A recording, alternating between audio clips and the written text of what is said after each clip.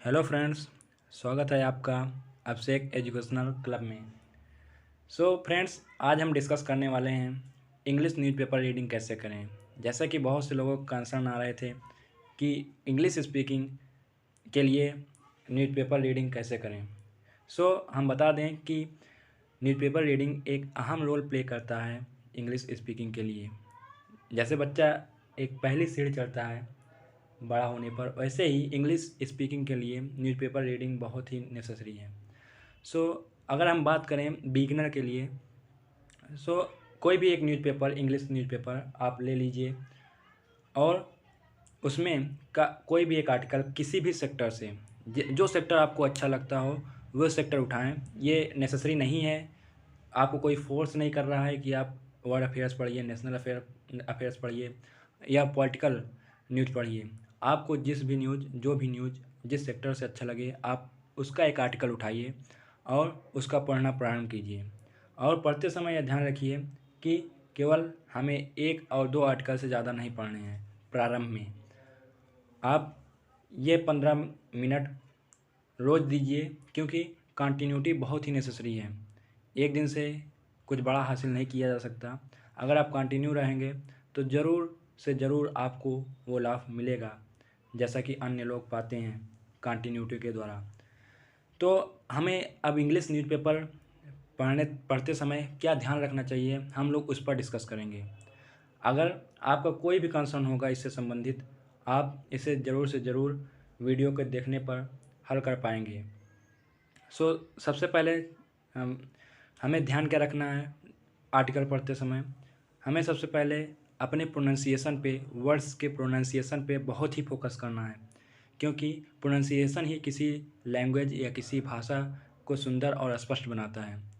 अगर आप हिंदी भाषा में ही बात कर रहे हैं तो अगर आपका प्रोनाउंसिएशन जितना ही अच्छा होगा, लोग आपको उतनी ही ध्यान से सुनेंगे।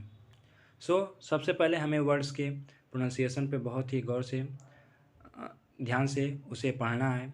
अगर किसी चीज़ का प्रोनाउंसिएशन, किसी शब्द का प्रोनाउंसिएशन नहीं आ रहा है या किसी भी शब्द का जो डिफ़िकल्ट वर्ड है नहीं आ रहा है, तो आप एक अपनी छोटी सी डायरी या एक कॉपी बनाइए और उसमें उन वर्ड को नोट करते जाइए।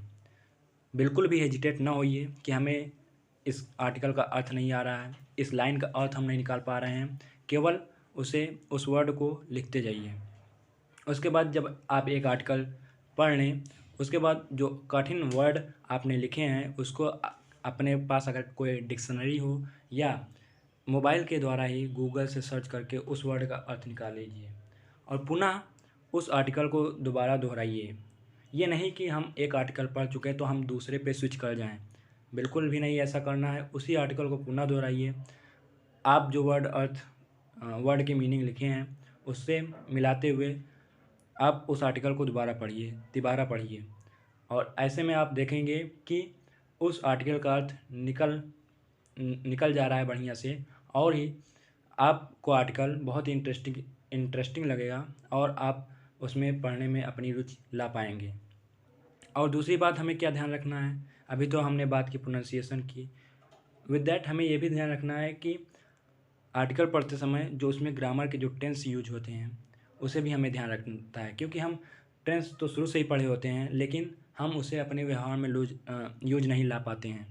तो हमें भी उस पर भी गौर करना है कि कौन सा टेंस कैसे यूज हुआ है। उसके बाद एक ख़ास बात यह है न्यूज़पेपर रीडिंग करते समय कि बहुत से लोग न्यूज़पेपर रीडिंग बहुत तेज़ करते हैं, इतना तेज़ करते हैं कि एक वर्ड का अर्थ समझ नहीं पाते, लेकिन वो केवल तेज़ पढ़ते रहते हैं। तो मैं ये सजेशन दूंगा कि न्यूज़पेपर रीडिंग करते समय आप आर्टिकल को बहुत ही स्लो ढंग से पढ़िए। इतना भी स्लो ना हो, बट वो रीडिंग स्लो ही होनी चाहिए जिससे कि आप उसका अर्थ निकाल पाएँ। और ऐसे में आप उसका एक एक अर्थ और भी शब्द का अर्थ निकाल ले जाएंगे, जितना कि आप तेज़ पढ़ने से नहीं निकाल पाएंगे। तो ये आपको मेन बात फोकस में रखनी है पढ़ते समय।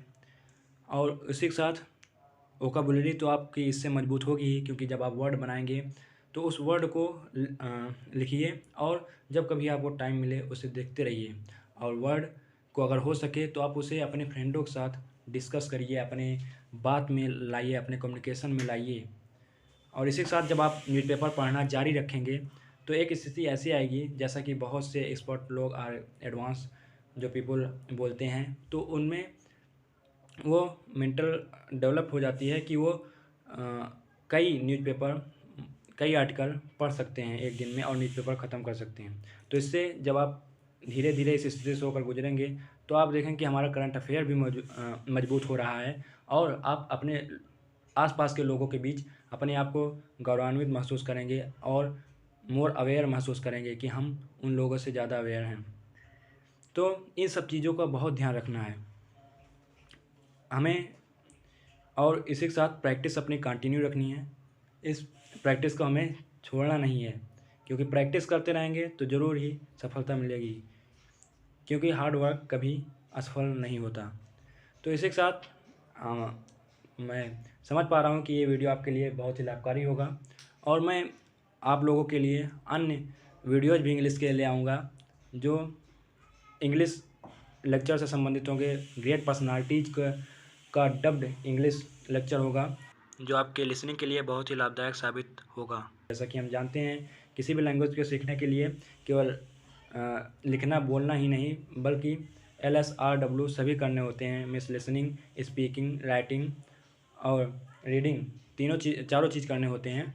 तो उसके लिए भी हम आगे कोशिश जारी रखेंगे और आपसे ये आग्रह है कि ये वीडियो अगर पसंद आई हो तो इसे लाइक करिए और इस चैनल से जुड़े रहिए और इसे दूसरों को भी शेयर कीजिए, जिससे अन्य दोस्त भी अपने इस वीडियो का लाभ उठा सकें। धन्यवाद वीडियो देखने के लिए।